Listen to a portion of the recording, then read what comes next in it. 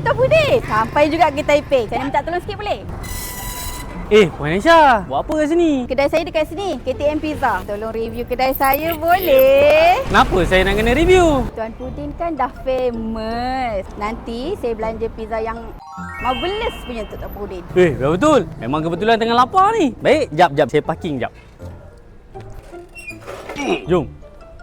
Bisnes yang menyebabkan pelanggan mengimbau nostalgia lama dengan elemen klasik sambil menikmati pizza yang baru keluar daripada oven panas-panas yang menggiurkan. KTM Pizza, guys.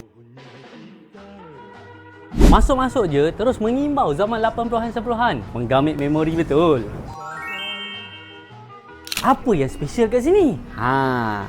Beef BBQ, mix pizza, beef pepperoni dan tak lain tak bukan seafood pizza dan macam-macam lagi. Makan tak pening tapi ketagih. Sup cakaroy, guys.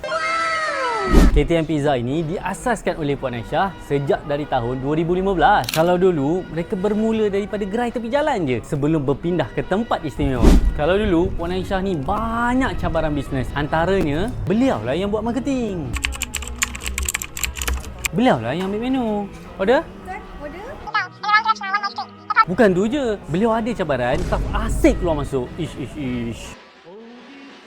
Tapi Alhamdulillah selepas dibimbing, saya dah tak jadi kuat dalam bisnes operasi saya. Yang kedua, tak sampai setahun. Dalam bimbingan 3-4 bulan, sales saya naik 2 kali ganda. Alhamdulillah. Yang ketiga, saya ada orang kuat dah dalam operasi saya sendiri. Saya dapat betulkan pengurusan saya betulkan operasi saya. Dan sekarang, saya tak ada masalah. Staf keluar masuk. Staf yang saya ada ni bertambah. Saya nak ucapkan terima kasih banyak-banyak kepada Tuan Fadi, Tuan Pudin, Tuan Syafiq dan seluruh trainer-trainer dalam Fana Evo. Puan Aisyah, saya dah review. Mana pizza saya? Saya tak lupa Tuan Pudin. Jom masuk dapur.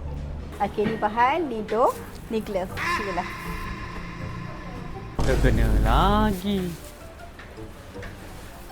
Jangan lupa like, follow, komen, share untuk business review yang seterusnya. Marvelous punya untuk Tuan Pudin. Terkena lagi.